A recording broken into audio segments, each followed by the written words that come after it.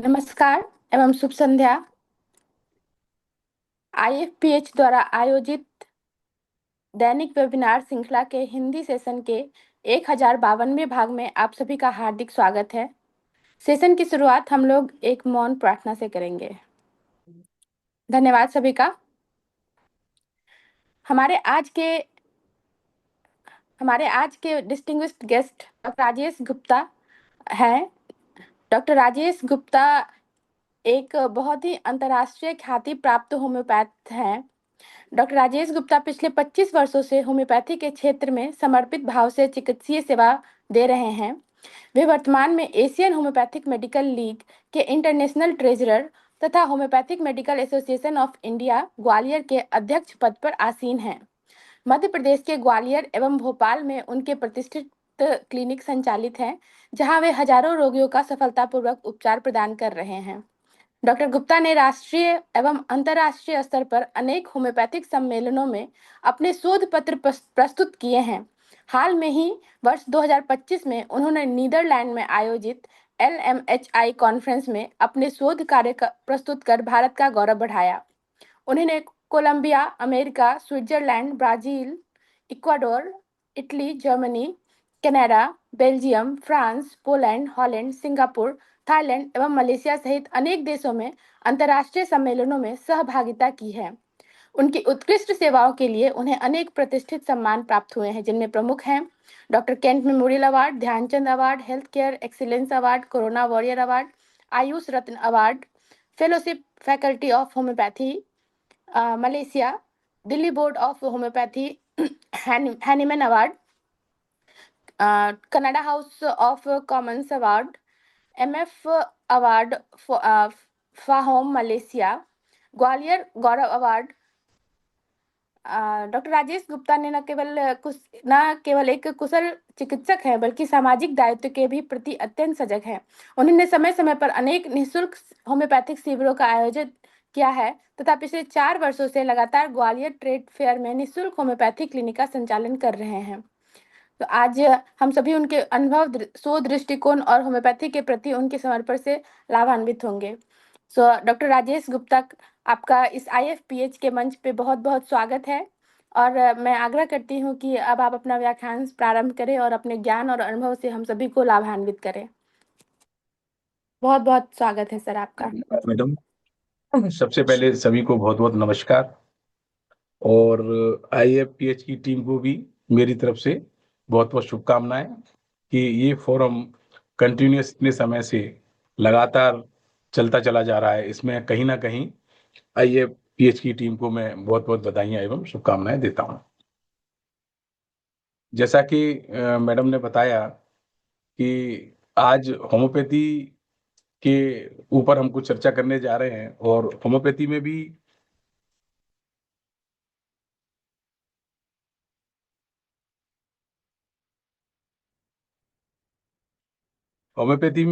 जैसे हम बात करते हैं कि हमें होम्योपैथी चिकित्सा पद्धति की आवश्यकता आखिर क्यों पड़ी।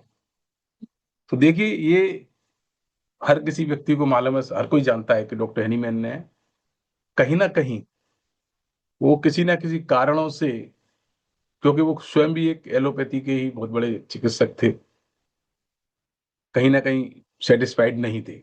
उनको कहीं ना कहीं ऐसा लगता था कि मैं चिकित्सा करता हूँ, पेशेंट को मैं ठीक भी करता हूँ, लेकिन उसके बावजूद भी पेशेंट पूरी तरीके से, पूर्ण रूप से ठीक नहीं हो पाते हैं और कहीं ना कुछ कमी ऐसी रह जाती है कि मरीज बार बार लौट के आता है।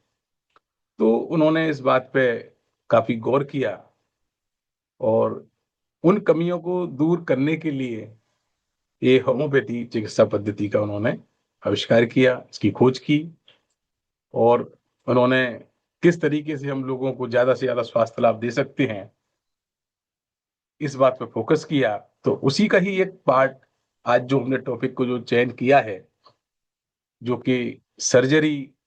आप सभी लोग जानते हैं कि किस तरीके से सर्जरी से लोग परेशान होते हैं। देखिए, सर्जरी एक ऐसा टर्म है कि जैसे ही यदि हम किसी व्यक्ति की रिपोर्ट देखते ही और जैसे ही उसको हम सलाह देते हैं कि नहीं आपको सर्जरी करानी पड़ेगी, तो मुझे लगता है कि चाहे कितना भी मतलब सशक्त व्यक्ति हो और कितना भी कैसा भी व्यक्ति हो, लेकिन अगर एक बार ये सुन लेता है, कितना भी हिम्मत वाला व्यक्ति हो, ये सुन लेता है कि नहीं मेरे को ऑपरेशन कराना पड़ेगा, तो कहीं ना कहीं वो एंजाइटी डिप्रेशन का शिकार भी हो जाता है, और कहीं ना कहीं वो डिप्रेस हो जाता है कि अरे पता नहीं क्या होगा क्या नहीं होगा, सर्जरी से मेरे को आगे ऐसा तो नहीं कोई कॉम्प्लिकेशन आ जाएंगे, कहीं ऐसा तो नहीं मेरे साथ ऐसा हो जाएगा, कहीं ऐसा नहीं मेरे के साथ वैसा हो जाएगा। तो कहीं ना कहीं सर्जरी से आदमी घबराता है। तो सर्जरी क्या है एक्चुअली? सर्जरी है एक प्रोसीजर, जिसको हम एक साधारण भाषा में कहते हैं ऑपरेशन। यानी यदि हमारे ऑर्गन में, हमारे शरीर में कहीं ना कहीं किसी भी तरीके की कोई ऐसी एबनॉर्मलिटी आ जाती है, जैसे कोई ट्यूमर बन जाता है, कहीं कोई स्टोन बन जाता है, कहीं कोई वुंड हो जाता है, कोई कट हो जाता है, कोई इंजरी हो जाती है, कोई हेड इंजरी हो जाती है, हेमेटोमा बन जाता है, मतलब इस तरीके से अलग अलग टाइम में अलग अलग रूप में जब इस तरीके की बीमारी हमारे शरीर में जन्म ले लेती हैं, तो उनको कहीं ना कहीं एक प्रोसीजर के माध्यम से, सर्जरी के माध्यम से उसको कट किया जाता है, और उस ऑर्गन को कट के मतलब बाहर निकाल दिया जाता है, उस टिश्यू को काट के उसको बाहर निकालते हैं। तो इसको हम एक प्रोसीजर, ऑपरेशन या सर्जरी के नाम से ही जानते हैं। बात आती है कि क्या अगर मॉडर्न सिस्टम ऑफ मेडिसिन में सर्जरी ही एकमात्र इसका उपाय है, या इसका कोई और भी ऐसा माध्यम है कि जिस माध्यम से हम लोगों को कैसे बचा सकते हैं, कैसे उनको आगे के कॉम्प्लिकेशन से हम उनको बचा सकते हैं, और बिना किसी ज्यादा खर्चे के, बिना किसी चीर फाड़ के हम उसको किस तरीके से एक अच्छी जिंदगी की शुरुआत दे सकते हैं। तो दोस्तों, कहीं ना कहीं मैं ये कहने में कोई संकोच नहीं करूंगा, कोई हेजिटेट नहीं करूंगा कि homeopathy is the best system of medicine, जो कि इस तरीके के केसेस में हम लोग डेली काम कर रहे हैं, डेली हम लोग एविडेंस बेस्ड पे काम कर रहे हैं, तो बहुत अच्छे परिणाम होम्योपैथी द्वारा हमें देखने को मिलते हैं। तो आज हम बात करते हैं कि क्या होम्योपैथी किस तरीके से हमारे इस केसेज में हमको मदद कर सकती है। सर्जरी के केसेज में होम्योपैथी का क्या फायदा हम लोग ले सकते हैं। तो कहीं ना कहीं हम ऐसा मान के चलते हैं कि इसको एज ए कॉम्प्लीमेंट्री मेडिसिन के रूप में भी हम यूज कर सकते हैं, की आवश्यकता है हमारे मेडिसिन से, एक सपोर्टिंग मेडिसिन के रूप में भी इसको हम कई बार यूज करते हैं, जिसकी वजह से जो कई बार जैसे किसी पेशेंट को सर्जरी के लिए पेशेंट जा रहा है, तो उसको हम इस तरीके की होम्योपैथी में दवाइयां हैं, आप सभी लोग उनसे परिचित हैं, कि उसके अंदर की जो एंजाइटी है, जो फियर है, तो हम कहीं ना कहीं होम्योपैथी मेडिसिन के माध्यम से उसकी जो एंजाइटी है, जो प्री एंजाइटी है, we can reduce the anxiety through homoeopathic medicine, like aconite है, जेलसीमियम है, अर्जेंटम नाइटिकम है, आर्सेनिक है, और ऐसी कई सारी दवाइयां हैं जो कि समय समय पर रोगी के लक्षणों को आधार पर, टोटलिटी ऑफ सिम्टम के आधार पर, उसके माइंड के सिम्टम के आधार पर हम देते हैं, तो उससे एक अच्छी सर्जरी पेशेंट करवा सकता है। कहीं ना कहीं जो सर्जरी के द्वारा होने वाला जो पेन है, पोस्ट ऑपरेटिव जैसे केसेस को हम बोलते हैं, कि सर्जरी होने के बाद में भी कई सारे कॉम्प्लिकेशंस रह जाते हैं, तो उसमें भी हमारे पास ऐसी दवाइयां हैं कि एक बार सर्जरी हो गई, देखिए कहीं ना कहीं जब बहुत ज्यादा एडवांस स्थिति होती है तब हमें सर्जरी में जाना पड़ता है, तो उसमें भी होम्योपैथी का बहुत अच्छा रोल है। तो जैसे एक स्टेप्सिगिरिया मेडिसिन है, तो कहीं ना कहीं पोस्ट ऑपरेटिव केसेस में हम लोग उस दवा का उपयोग करते हैं, तो उससे हम लोगों को जो सीवियर पेन है या जो आने वाले कॉम्प्लिकेशंस हैं, उससे भी हम उसको बचा सकते हैं। कई बार कोई चोट लग जाती है, कोई स्वेलिंग आती है, तो उसमें भी ओवरऑल मिला के, जैसे कोई एक्यूट चोट लग जाती है, तो अर्निका हमारे पास एक ऐसी मेडिसिन है, तो रस्टॉक्स मेडिसिन है, हाइपेरिकम मेडिसिन है, तो कई सारी ऐसी जो स्पोर्ट्स मेडिसिन होती है या इंजरी की जो मेडिसिन होती है, अलग अलग इंजरीज के नेचर के हिसाब से हम लोग उनका उपयोग करते हैं, और कहीं ना कहीं हम पेशेंट को एक बहुत अच्छा लाभ दे सकते हैं। तो मतलब होम्योपैथी सर्जरी वाले केसेस में भी, pre operative cases and post operative cases दोनों में ही होम्योपैथी एक बहुत अच्छा काम करती है। और देखिए, मैं एक बहुत अच्छी बात बताना चाहता हूँ कि होम्योपैथी, सॉरी, सर्जरी का जो आविष्कार है वो हमारे इंडियन फिजिशियन डॉक्टर सुश्रुतो ने ही किया था, जो कि द फादर ऑफ सर्जरी के नाम से जाने जाते हैं। तो कहीं ना कहीं सर्जरी की शुरुआत भी हमारे भारतवर्ष से ही हुई है।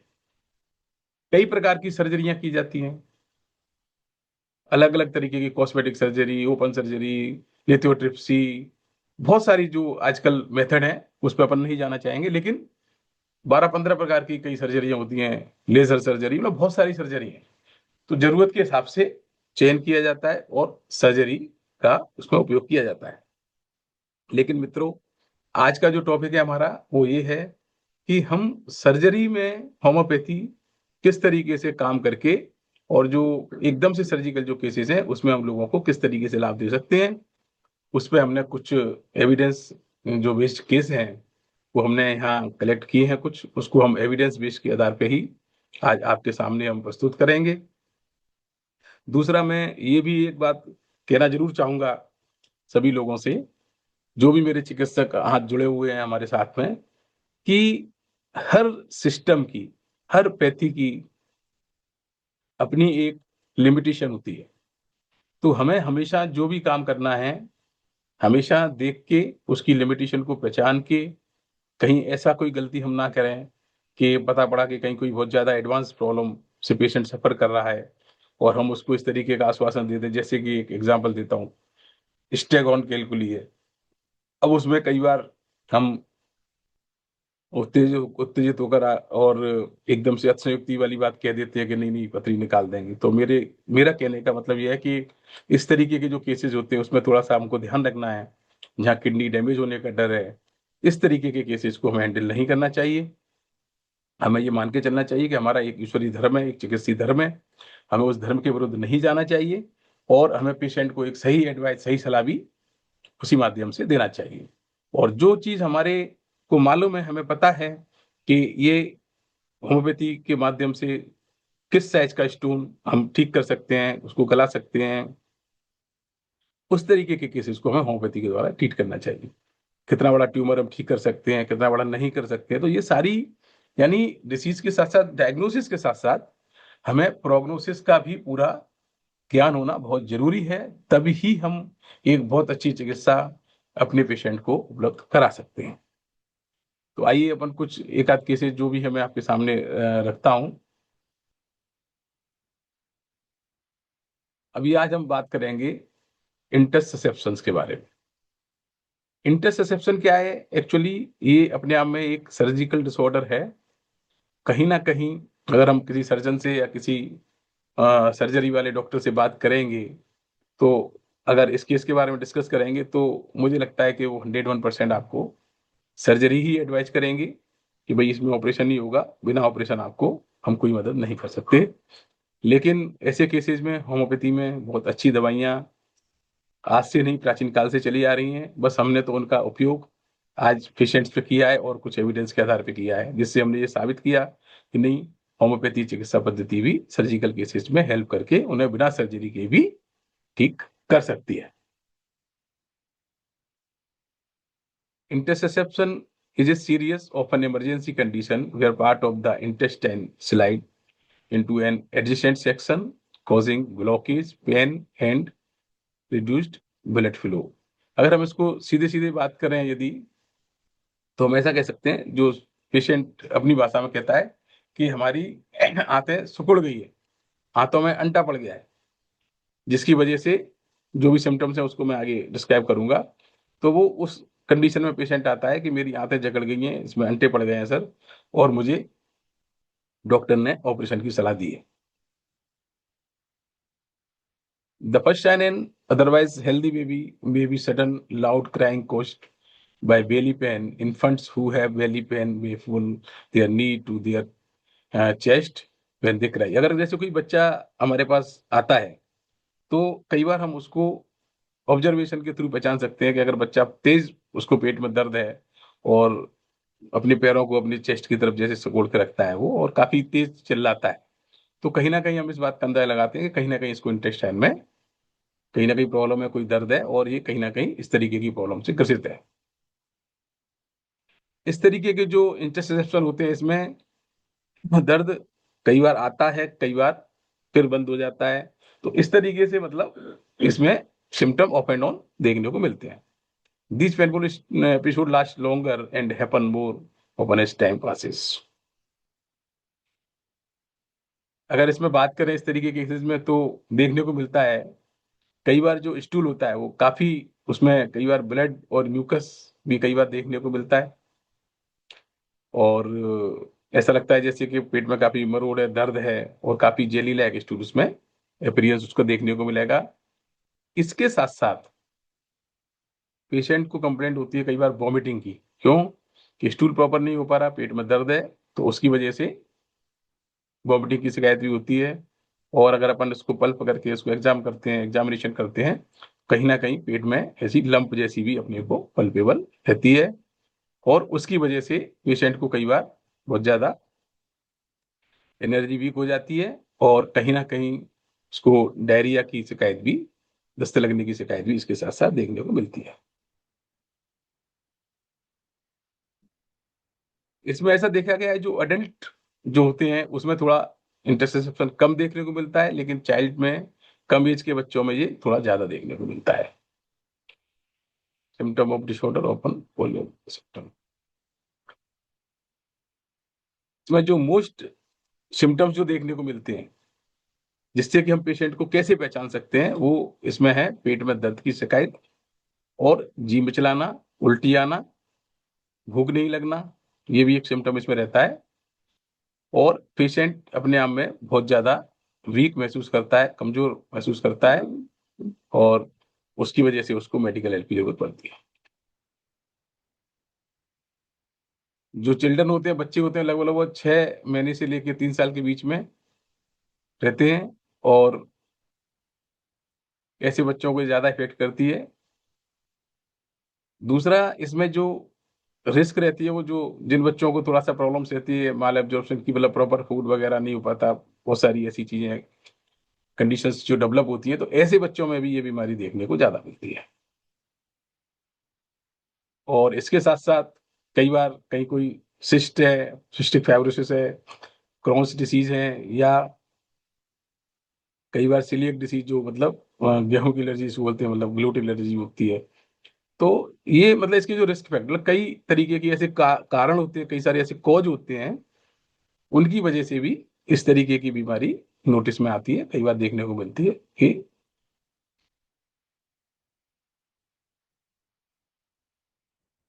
और जो कई बार ऐसा देखा गया है कि जो अडल्ट जो पेशेंट्स होते हैं कई बार, तो उनमें कई बार कुछ मेडिकल कंडीशंस इस तरीके की डेवलप हो जाती हैं, कुछ ऐसी प्रॉब्लम्स हो जाती हैं जिसमें कुछ मेडिकल प्रोसीजर वगैरह भी कई बार होते हैं, तो उसकी वजह से भी कई बार इंटेस्टाइन में ऑब्स्ट्रक्शंस क्रिएट हो जाते हैं। या कई बार ओल्ड एज में नहीं में भी जैसा मैंने देखा है कि उनमें कहीं और कॉम्प्लिकेशन है, कोई और बीमारी है, उसकी वजह से भी कई बार क्रोनिक कॉन्स्टिपेशन हो जाता है, क्रोनिक बीमारियों की वजह से भी कॉन्स्टिपेशन होता है, उसकी वजह से भी इंटेस्टाइन कई बार ऑब्स्ट्रक्ट कर जाती है।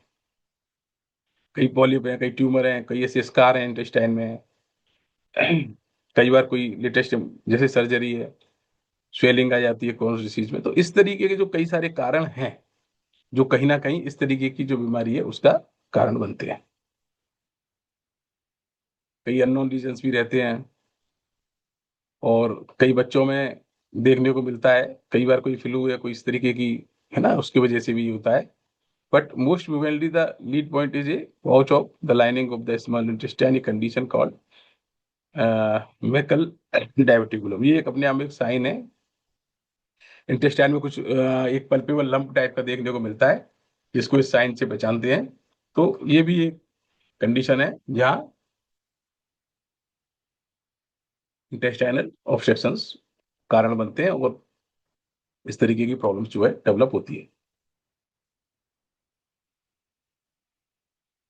इसकी वजह से जो ये इंटरसेप्शन जो होता है, इससे क्या होता है बेसिकली, इससे जो ऑब्स्ट्रक्शंस होने की वजह से जो ब्लड सप्लाई है इंटेस्टाइन में, उस पोर्शन से वो रुक जाती है, और उसकी वजह से कई बार परफोरेशन भी हो जाता है।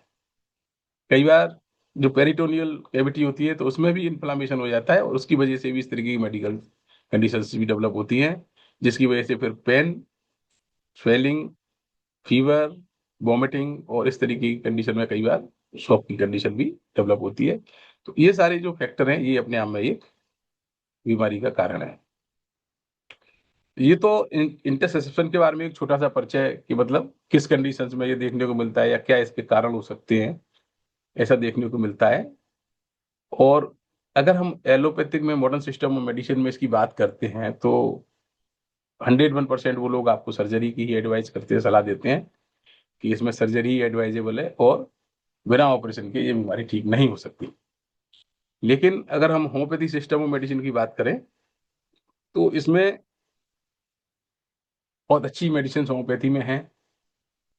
बट इसमें हर फिजिशियन को ये ध्यान देना है कि किसी भी केस में कोई भी मेडिसिन फिक्स्ड नहीं है, वो पर्सन टू पर्सन डिपेंड करता है, उसकी टोटलिटी ऑफ सिम्टम्स के ऊपर डिपेंड करता है, उसके करेक्टरिस्टिक सिम्टम्स के ऊपर डिपेंड करता है, उसकी सारी पर्सनैलिटी के ऊपर डिपेंड करता है।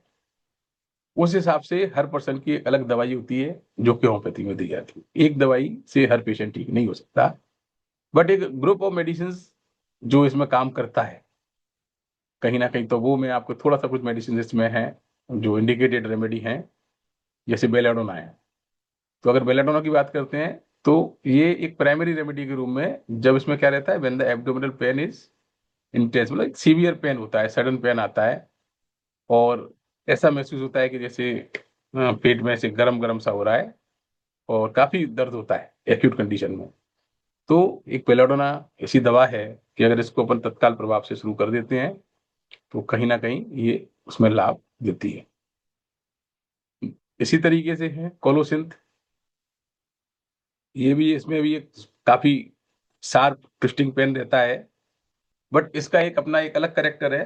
अगर पेशेंट कहता है कि नहीं सर मुझे इसमें बेंडिंग फॉरवर्ड से ऐसे पेट पकड़ के ऐसे डबल आगे की तरफ डबल बेंडिंग जो होती है, बेंडिंग फॉरवर्ड, उससे मुझे आराम मिलता है, तो इंडिकेशन कोलोसिंथ की तरफ जाता है, अपन कोलोसिंथ का उपयोग कर सकते हैं। इसी तरीके से नक्स भूमिका है एक दवा जो कि दर्द में काफी कारगर होती है। इसमें भी relief by bending double often accompanied by intense spasmodic action, irritability and a feeling of trapped gases, मतलब ऐसा लगता है जैसे कि पेट काफी फूला है, भरा हुआ है, और ऐसा भी कई बार पेशेंट कंप्लेंट करता है, ऐसा लगता है साहब मेरे पेट में कुछ एक पत्थर सा, स्टोनी हार्डनेस जैसे लगती है उसको, जैसे कोई पत्थर सा मेरे पेट पर रखा हुआ है और मेरी गैस पास नहीं हो रही। तो इस तरीके के जो सिम्टम्स अगर देखने को मिलते हैं तो कहीं ना कहीं अपन नक्स भूमिका के बारे में भी विचार कर सकते हैं। ओडोफाइलम है ये, जहाँ मतलब इस तरीके का होता है कई बार कि जैसे परेशानी इतनी ज्यादा बढ़ जाती है कि प्रोलेप्स भी हो जाता है, प्रोलेप्स ऑफ रेक्टम वो देखने को मिलता है। और इसमें कई बार बहुत सीवियर कंडीशन में डायरिया डेवलप हो जाता है और कई बार जेली लाइक स्टूल होता है। तो इस तरीके में पोडोफाइलम है। आर्सेनिक एल्बम भी एक दवाई है जिसमें अपने आप में बर्निंग सेंसेशन रहेगा, वीकनेस बहुत रहेगी, पेन रहेगा, लेकिन इसमें क्या रहता है, जिसका जो मेन करेक्टर जो सिम्टम है कीनोट, वो है कहीं ना कहीं रेस्टलेसनेस, मतलब पेशेंट इतना बेचैन होता है, स्मॉल क्वांटिटी ऑफ थर्स्ट रहती है स्मॉल इंटरवल में। तो मतलब जो आर्सेनिक के कुछ सिम्टम्स जो मिलेंगे साथ में, तो वहां अपन आर्सेनिक का उपयोग कर सकते हैं। एक बहुत ही अच्छी एक और दवाई है जिसका नाम है पिलम्बम मेटेलिकम। ये बहुत ही अच्छी दवाई इस बीमारी में यूज होती है। इसमें भी सीवियर कोलिक है, कॉन्स्टिपेशन ऐसा रहता है कि पेशेंट दो दो तीन तीन चार चार दिन तक उसको मोशन नहीं होता, and sensation of retraction in the abdomen, ऐसा लगता है कि मतलब पेट अंदर की तरफ घुसा जा रहा है, और नो सेंसेशन, मतलब मोशन का सेंसेशन नहीं आता।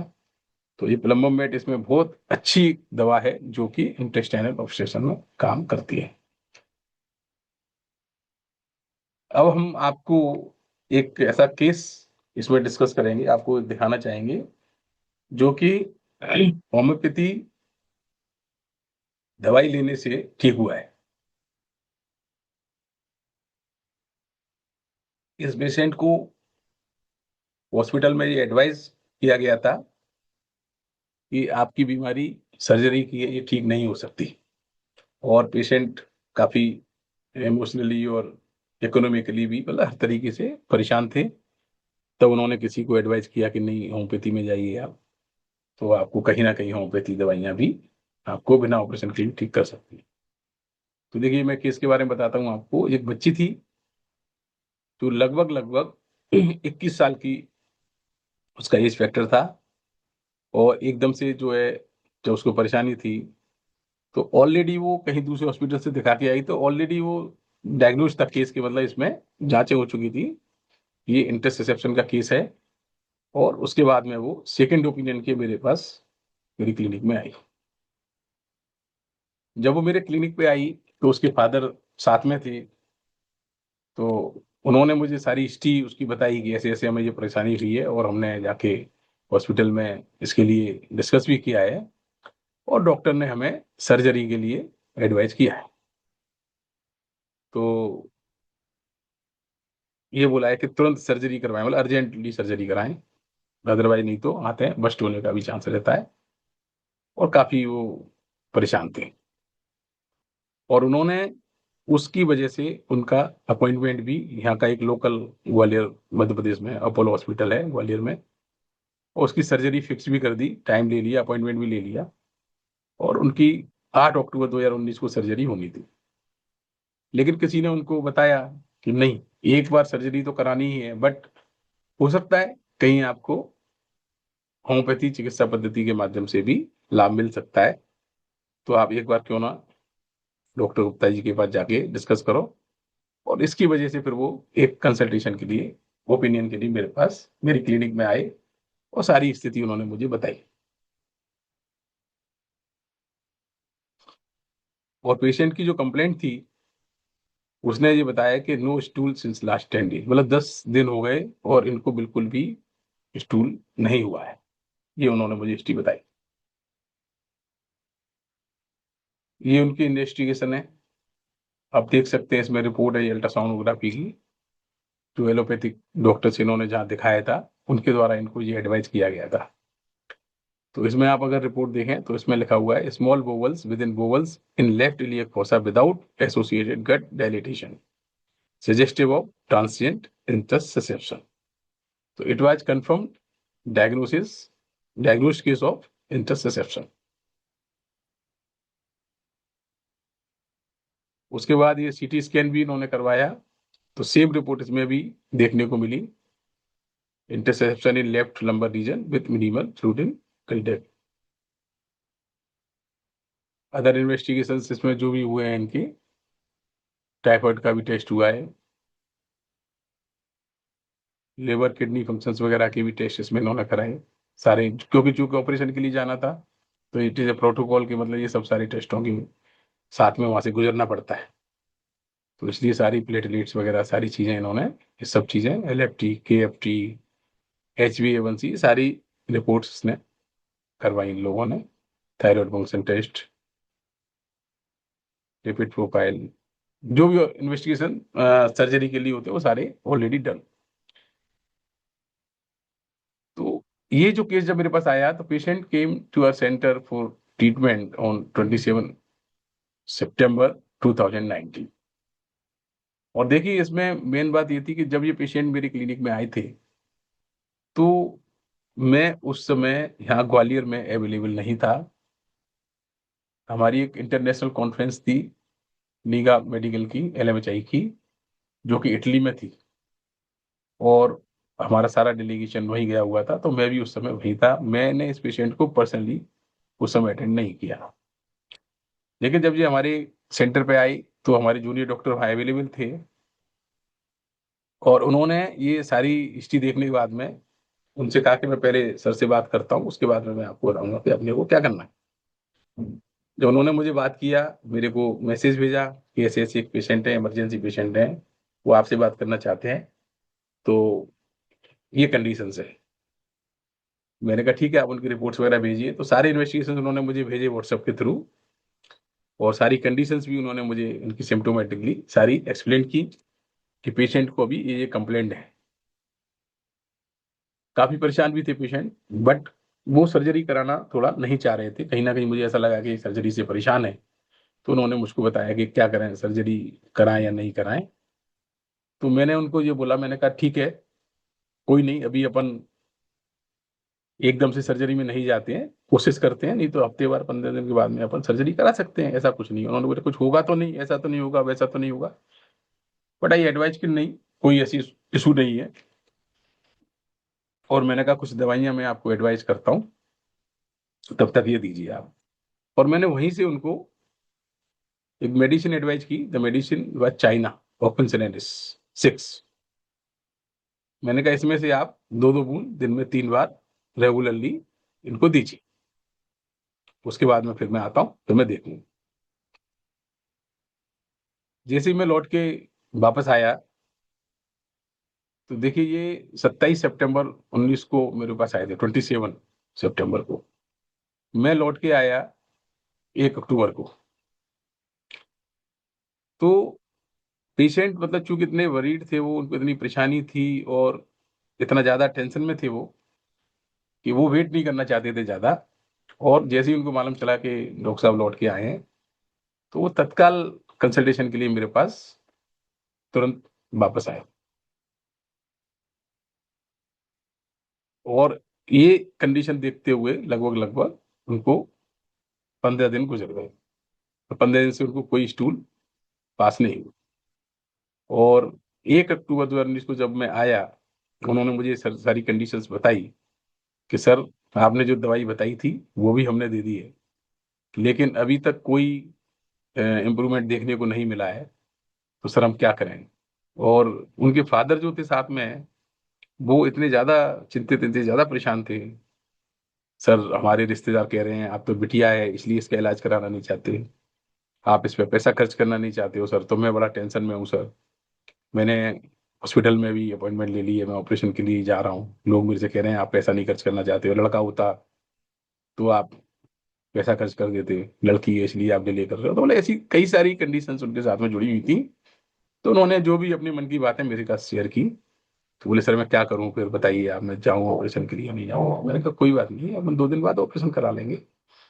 और उस समय जो रेमेडी मेरे दिमाग में आई, क्रॉनिक कॉन्स्टिपेशन की हिस्ट्री देखते हुए, और उसको स्टूल नहीं हुआ 15 दिन से, और उसके बाद भी उसको कोई डिजाइन नहीं, तो मैंने उसको पिलम्बम मेटेलिगम का 1-2 बूंद अपने हाथ से उसी समय उसकी जीभ पे डाली। मैंने कहा आप एक दवाई और खाओ, उसके बाद में फिर अपन बात करते। 1 तारीख को मैंने ये दवाई दी। उसके बाद में the patient to report on 4 October 2019, but the patient still do not have complete faith in homeopathy in critical cases, and so was the same with this patient. So they did not wait any further, and on 2 October 2019 consulted another surgeon. मतलब उसको इतनी जल्दी थी कि मैंने जो दवा दी उसके बाद उसको फेथ नहीं था, तो वो बोले नहीं ऐसा नहीं हो जाए या वैसा नहीं हो, जैसा मैंने आपको भी हिस्ट्री बताई कि बहुत ज्यादा परेशान था। तो वो दूसरे सर्जन के पास में फिर पहुंच गया। मतलब हॉस्पिटल में जहाँ ऑपरेशन हुआ था वहां ना जाते हुए एक और सर्जन के पास में, जो यहाँ के रेनाउड सर्जन है, उनके पास पहुंचा 2 अक्टूबर को। हमने उसको अटेंड किया था, दवाई दी चाइना, उसके बाद में पिलम्बम भी दे दिया। तो ये कंडीशन में इसको 5 से 7 दिन 8 दिन निकल गए। और उसको ऐसा लगा कि पता नहीं क्या कंडीशन है, ठीक होंगे कि नहीं होंगे, और वो सेकंड कंसल्टेशन के लिए अदर डॉक्टर के पास भी कंसल्ट करने चला गया। जब नए सर्जन के पास गया तो सर्जन ने कहा कि नहीं आप एक फ्रेश अल्ट्रासाउंड इसमें कराइए, जैसा कि उसने मुझे बताया हिस्ट्री में।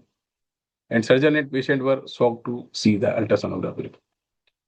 उनने जब अल्ट्रासाउंड की रिपोर्ट कराई अदर सर्जन ने, तो ये जो पेशेंट से मेरा डिस्कशन चल रहा है मैं आपके साथ वो शेयर कर रहा हूँ, कि वो दोनों ही शॉक्ड रह गए देख के रिपोर्ट, कि ये रिपोर्ट कैसे आ सकती है। देखिए आप रिपोर्ट के बारे में बात करते हैं अपन, आप देखिए। और ये रिपोर्ट उसने जो कराई थी वो मुझको बिना बताए वो करा के आए थे 2 तारीख को। उसने मुझसे डिस्कस नहीं किया, ये तो उसने मुझे आने के बाद बताई है सारी रिपोर्ट्स और सारी कंडीशन। मेरे को इसलिए नहीं बताया, उसका कहना ये था कि डॉक्टर साहब हम तो डर के मारे आपको नहीं बताया, लेकिन हम बहुत परेशान थे इसलिए हम चले गए उनके पास। और ये डॉक्टर अचल गुप्ता जी हैं, इन्होंने देखा था, इनको ग्वालियर में है। तो रिपोर्ट देखिए आप, तो ये अच्छी रिपोर्ट आई, mild bowel thickening involving hepatic flexure, proximal transverse column, splenic flexure, descending column, sigmoid column, and small besetting lymph node suggestive of inflammatory etiology. Well, there is no intersusception is there. It is completely cured. Only inflammation is there. तो जब उसने ये देखा, doctor ने उसको समझाया कि इसमें तो कुछ ऐसी दिक्कत दिख नहीं रही है, रिपोर्ट तो आपकी बिल्कुल बढ़िया है। तो उसने उस सर्जन को छोड़ा, वो डरते डरते मेरे पास आया, देन एक्सप्लेन एवरीथिंग कि डॉक्टर साहब मैं बहुत परेशान था, मैं भयभीत था, लेकिन अब मैं क्या करूं, देखिए रिपोर्ट तो बता रहे हैं अब इसमें ऑपरेशन की स्थिति नहीं बन रही है, उनका कहना ये है, और रिपोर्ट ये है। मैंने की कोई बात नहीं है, तो बहुत अच्छी बात है, आपकी रिपोर्ट ठीक आई है, बट द कंप्लेंट इज, 4 तारीख को मेरे पास आने के बाद बोले, अल्ट्रासाउंड कराने के बाद में एंटीसेप्शन तो उसमें नहीं था, बट उसने मुझको बोला कि पेशेंट बोल रही है कि सर मुझे अभी भी प्रॉब्लम वही की वही बनी हुई है, मतलब she said that the day she was administered a single dose of medicine she felt some movement in her abdomen. मतलब उसने कहा कि मेरे को अभी तक इमोशन नहीं हुआ है, लेकिन सर आपने मुझे जो एक डोज प्लम्बम, मतलब उसको दवा का नहीं पता, पर उसने कहा आपने सर मुझे जो दवा दी थी, उसके बाद में मेरे पेट में थोड़ी थोड़ी सी एक हलचल जैसी, मतलब ऐसा लग रहा है जैसे कुछ मूवमेंट सा हो रहा है, कुछ बज रहा है, और स्टूल नहीं हुआ लेकिन मुझे। तो क्या रीजन था स्टूल नहीं हुआ, मैं आपको बताता हूँ। चूंकि जब वो 15 दिन से इस बीमारी से सफर कर रही थी, उसने सारी डाइट बंद कर रखी थी, उसको किसी प्रकार की कोई डाइट वो नहीं ले पा रही, और जब इंसान कुछ खाएगा नहीं तो उसको मोशन कहाँ से होगा। तो कहीं ना कहीं मैंने उसको इस बात पे फोकस किया, और मैंने उसको एडवाइस किया कि आपने कुछ खाया, बोले नहीं सर, डर के मारे कुछ भी नहीं खा रहे, बिल्कुल भी कुछ नहीं खा रहे। तो मैंने कहा ठीक है, मैंने उसको दवा रिपीट किया एक डोज, और मैंने कहा ऐसा करिए, आप अपनी जो नॉर्मल डाइट देते थे, आप थोड़ा थोड़ा करके, एकदम से नहीं, अपनी डाइट पे आइए। और मैंने उसको थोड़ा सा खाने में डाइट एडवाइस की कि इसको आप थोड़ा नॉर्मल डाइट को लेना शुरू कीजिए, फिर अपन बात करते हैं। और मैंने उसको जो बताया कि डोज और मैंने उसको फिल्मामेट का खिलाया। उसके बाद में जब एक हफ्ते के बाद 12 तारीख को पेशेंट मेरे पास आया, एंड उसने मुझे रिपोर्ट किया, 6 अक्टूबर 2019 को बताया था सी हेड पास्ट स्टूल, मतलब उसने 12 को मेरे पास आके इस टीम बताया कि सर आपकी दवा देने के बाद में मुझे थोड़ा थोड़ा स्टूल पास होना शुरू हो गया, and since then she is feeling fine. और उस दिन से मुझे सर अब बहुत अच्छा लग रहा है। एंड उसने कहा, she said that the she cannot believe that on 8th October 2019 she was to me for the same problem, and homeopathy consisting of small pills has achieved such agonizing results in her case and saved her from surgery. उसका कहना था कि मतलब मुझे इस छोटी छोटी दवाइयों पर कोई विश्वास नहीं था, लेकिन देखिए इस दवा को लेने के बाद कहीं ना कहीं मुझे इतना लाभ मिला, और आज मैं सर्जरी से बच गई। मतलब उन्होंने जो अपॉइंटमेंट लिया था हॉस्पिटल से, वो अपॉइंटमेंट भी उनका, पैसे भी रिटर्न ले लिए उन्होंने, और ऑपरेशन नहीं कराना पड़ा। तो ये होम्योपैथी की ब्यूटी है, ये होम्योपैथी की विशेषताएं हैं, लेकिन हमें जरूरत है कि सही समय पर सही दवा का उपयोग करने की और सही डिसीजन लेने की।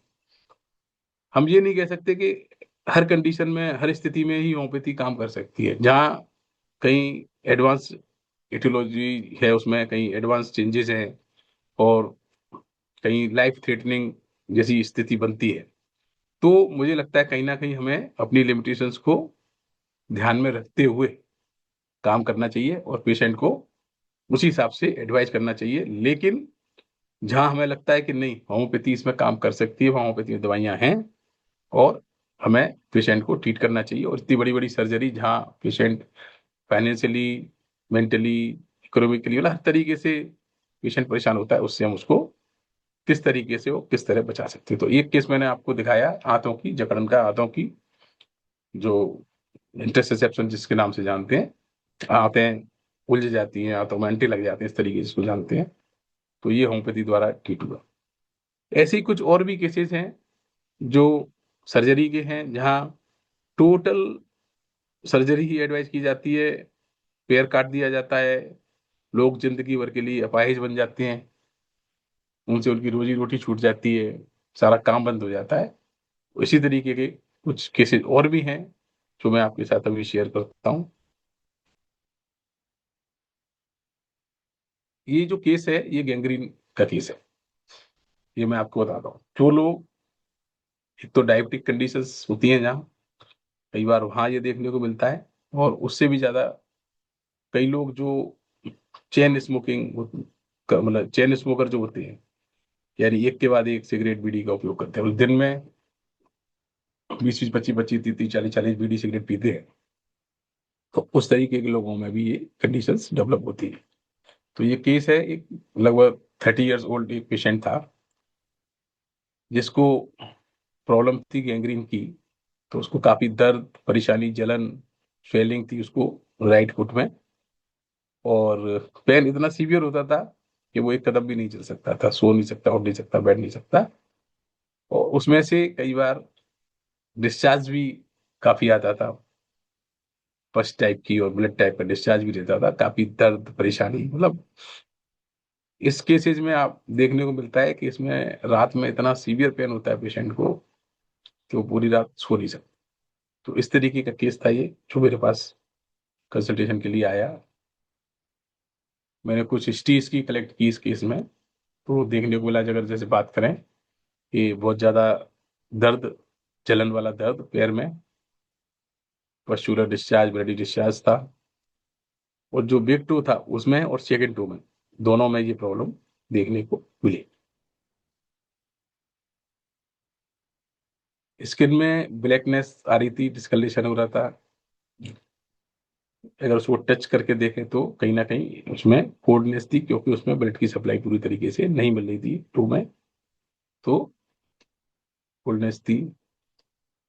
उसको पेशेंट को एक्सेसिव डिजायर फॉर स्मोकिंग, मतलब बहुत ज्यादा तलब रहती थी बीड़ी सिगरेट की भी। और अबरसन्नन, जब उससे हिस्ट्री पूछी कि भाई आपको जब बहुत ज्यादा जलन होती है या बहुत ज्यादा इसमें दर्द होता है, तो आपको थोड़ा आराम कैसे मिलता है, क्योंकि homoeopathy depend on the symptomatology, modalities, totalities. तो अपने आप में ये अपना बड़ा फैक्टर था। तो उसने बताया, सर मेरे को इसमें गर्म सिकाई करने से एग्राविशन होता है, नाइट में बढ़ता है, चलने फिरने से भी बढ़ता है, लेकिन गर्मी से बहुत ज्यादा दिक्कत। और इसको अगर मैं खुला रखता हूँ, ठंडा रखता हूँ, तो उससे आराम मिलता है, कोल्ड एप्लीकेशन से इसमें आराम मिलता है। ये उसकी मॉडलिटीज हमने उसमें ऑब्जर्व की, देखने को मिली। स्टूल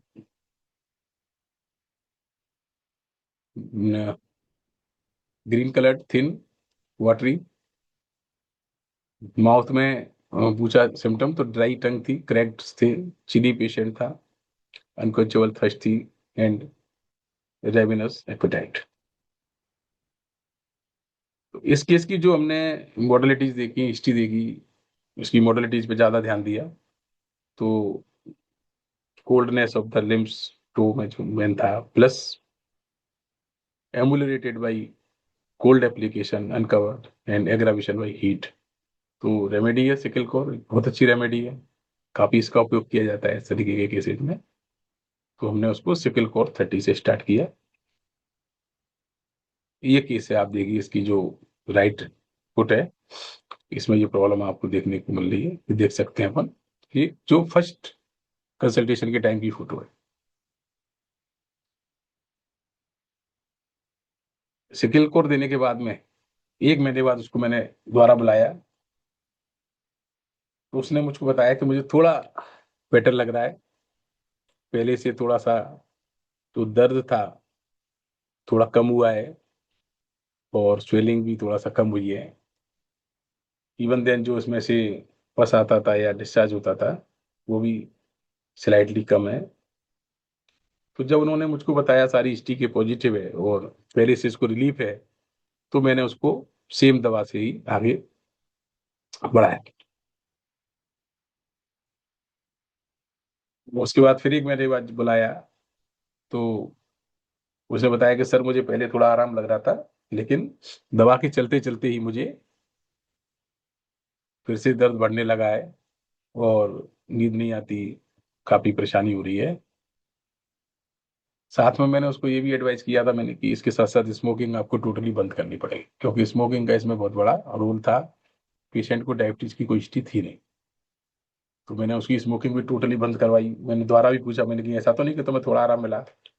तो उसके घर वालों ने बताया कि नहीं साहब, कभी कभाई का बीड़ी बीड़ी पी लेते हैं। तो मैंने उसको काफी अच्छे से समझाया, काउंसलिंग की। मैंने कहा बीड़ी तत्काल बंद करो, तभी आराम मिलेगा। क्योंकि मेडिसिन वर्क कर रही थी, आराम था उसी दवा से, तो मैंने सेम दवा प्रोटोकॉल में उसको, उसका पोटेंसी बढ़ाई 200, और आगे 1 महीने के लिए रिपोर्ट करने के लिए बोला। उसके बाद फिर दोबारा पेशेंट जब आया, तब उसने मुझे बताया कि सर अब मुझे पहले से बहुत अच्छा लग रहा है, बहुत अच्छा फील हो रहा है। मेरा जो डिस्चार्ज था वो भी कम हो गया, और जो पार्ट मेरा खराब हो गया था अब वो ठीक है, और जो पार्ट खराब था, जो काला पड़ गया था, उसमें हीलिंग स्टार्ट हो गई, और जो काला हिस्सा था वो भी उसमें से गिर गया। काफी अच्छी मतलब रिकवरी उसमें देखने को मिली। The same protocol was repeated for a, same दवाई पे उसको हमने रखा। आप देखिए पहले से, जो पहले की 3 महीने की फोटो थी, अब ये दूसरी फोटो है। काफी कंडीशंस पहले से बेटर दिखाई दे रही हैं। अब अपना आगे बढ़ते हैं इसी में। The patient report after a month, his overall condition had improved remarkably, the same protocol was continued. दवा सेम चलती रही, और लगभग लगभग 6 महीने तक कंडीशंस अच्छी थी, बेटर थी, इम्प्रूवमेंट दिख रहा था उसको। बार बार आगे वो बता रहा था कि मुझे काफी ठीक है, कलर भी चेंज हो रहा है, डिस्चार्ज बंद हो गया, पैर का सूखना शुरू हो गया है सर, चलन बंद हो गई, दर्द बंद हो गया है। बीड़ी टोटली उसने बंद कर दी। तो पेशेंट को 6 महीने बाद फिर दोबारा से बुलाया। तो आप देख सकते हैं यहाँ कि देखिए आप पहले से, ये 4 मंथ का फोटो है। उसके बाद अपन आगे, इसमें जो अंगूठा था जो काला पड़ गया था, कलर काला हो गया था, वो ऑलरेडी, जो अपन ने इसमें एक शब्द यूज किया है कि सर्जन विदाउट नाइफ। तो ये जो कंडीशंस है, इस बात को देख के हम 100% इस बात को प्रूव कर सकते हैं कि homeopathy can treat the patient without surgery, without knife. इसमें हमने इस पेशेंट को किसी तरीके की कोई सर्जरी नहीं कराई। इवन देन हमने कोई इसमें इंस्ट्रूमेंट का यूज नहीं किया। The instrument is only homeopathic medicine. orally, externally I have used calendula mother tincture for wash as a antiseptic। तो ये हमारा टूल जो है होम्योपैथी का, एक सर्जन से बहुत बड़ा टूल है, जो कि बिना किसी ऑपरेशन थिएटर के, बिना किसी बड़ी सर्जरी के, बिना किसी नाइफ के इस तरीके के केसेस को ठीक कर सकता है। आप आगे की पिक्चर देखेंगे तो आप भी कहेंगे कि यस। देखिए आप उसके कुछ महीने के बाद में इसका फोटो देखिए पेशेंट का, उसके बाद आगे की तस्वीर देखिए। धीरे धीरे करके जैसे जैसे कंडीशन, ट्रीटमेंट चलता जा रहा है, आप देखिए पेशेंट की स्थिति में 6 महीने के बाद का देखिए आप, बिल्कुल पेशेंट लगभग लगभग 90% ठीक हो चुका है। और ये 6 महीने के बाद की फोटो है, लगभग लगभग उसी ड्यूरेशन की। आप देखिए ये आपका जो उसका अंगूठा था, पूरी तरीके से हील हो गया, इसमें कोई डिस्चार्ज नहीं है, कोई ब्लैक कलर नहीं है, कहीं कोई दिक्कत नहीं है, और पेशेंट भी बहुत खुश है। तो आई कैन से श्योरली कि homeopathy is the best treatment for this type of cases where they have only surgery, they have only amputation, but in homeopathy we have only medicine।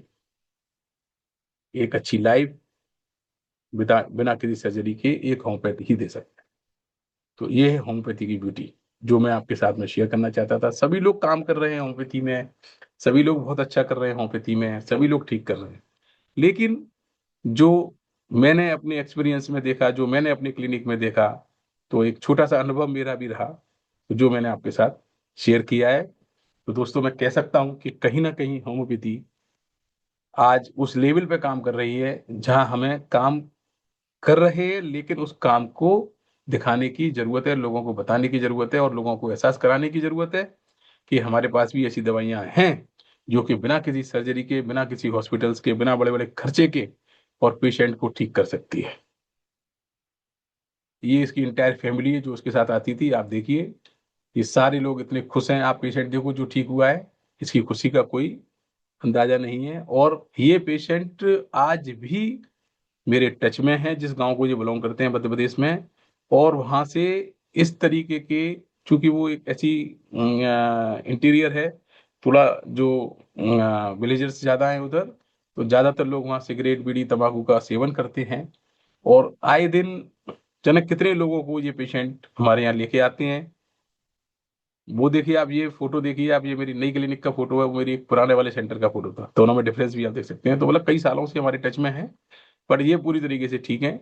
अब ये दूसरे patients को भी काफी लेके आते हैं इसी बीमारी के पेशेंट को। और हमें कुछ कहने की जरूरत नहीं है, ये खुद गारंटी ले लेते हैं, आप ठीक नहीं होगे तो हमारी गारंटी है साहब। तो इतने मतलब खुश हैं होम्योपैथी से। और भी कई केसेस है, जैसे ये केस आगे का भी एक केस मैं बताता हूँ आपको। ये भी एक 59 ईयर्स ओल्ड मेल पेशेंट थे। इनका एक बार केस ठीक हो गया, लेकिन कहते हैं ना, लोग गलती करते हैं, ठीक होने के बाद में लोग मानते नहीं है।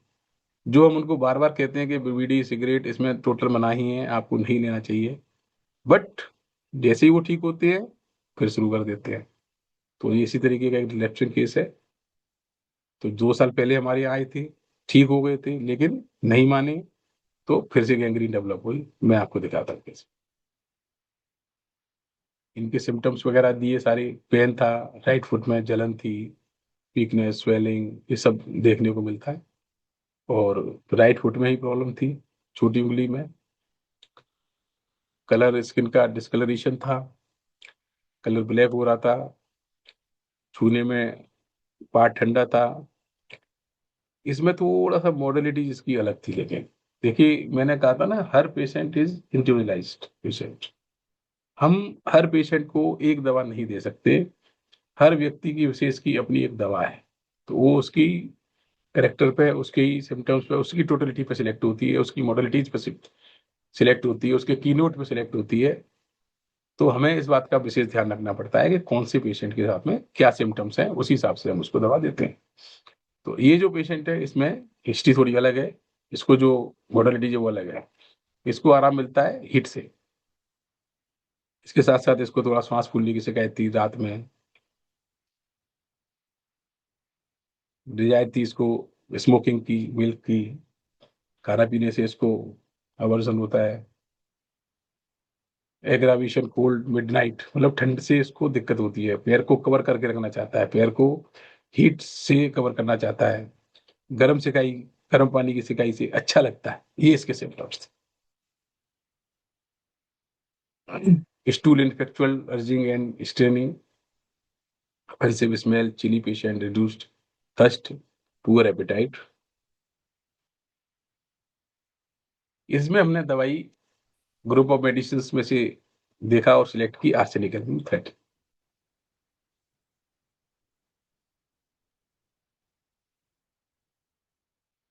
ये एक और केस है।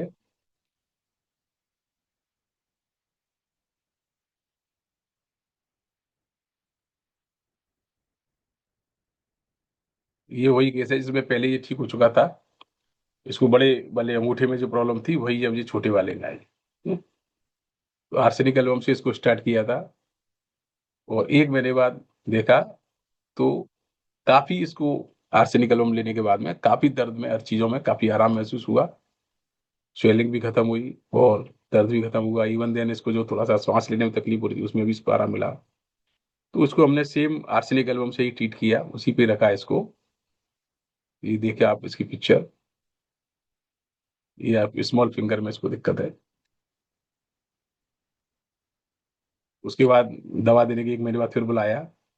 स्वेलिंग में आराम मिल गया, जो पार्ट खराब हो चुकी थी, जो उंगली खराब हो चुकी थी, उसमें अभी हीलिंग स्टार्ट हो गई। तो जो खराब पार्ट था वो इसका निकलना स्टार्ट हो गया। आप देख सकते हैं कि बात फिर वहीं आती है लौट के, कि बिना किसी सर्जरी के, बिना किसी नाइफ के, केवल होम्योपैथी के टूल के द्वारा ही इस पेशेंट को ऑटोमेटिक उंगली इसकी झड़ गई, गिर गई।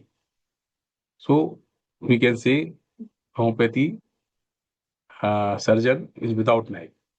बिना किसी नाइफ यूज करके भी होम्योपैथी इस तरीके के इसको ठीक कर सकती है।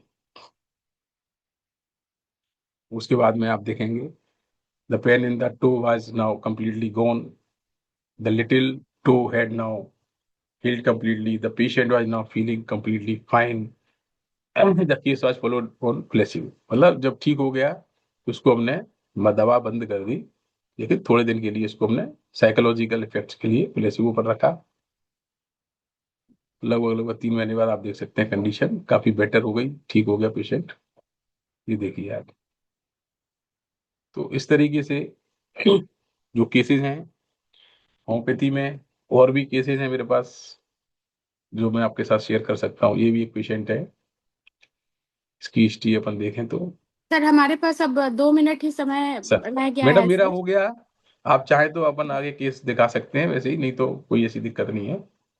सर केसेस दो ही है मिनट सारे है, आप एविडेंस भी। जी इसको डिस्कस कर सकते हैं सर। हाँ बिल्कुल मैडम, बताइए। ओके। ये केस है, ये भी ठीक हुआ, ये मेडिसिन केसेस दिया गया था, सिम्टम्स अलग थे तो अलग दवाई दी गई। बताइए सर मैडम। बिल्कुल ठीक। यस सर, सर बहुत बहुत धन्यवाद आपका। ये ठीक हुआ बहुत ही केसेस से। इंफॉर्मेटिव सेशन है सर ये। और बहुत कुछ इसे सीखने मिल रहा है कि कैसे होम्योपैथी में बिना सर्जरी के भी होम्योपैथिक मेडिसिन कैपेबल है ऐसे ऐसे केस को ठीक करने के लिए। और ये एविडेंस बेस्ड साइंस है।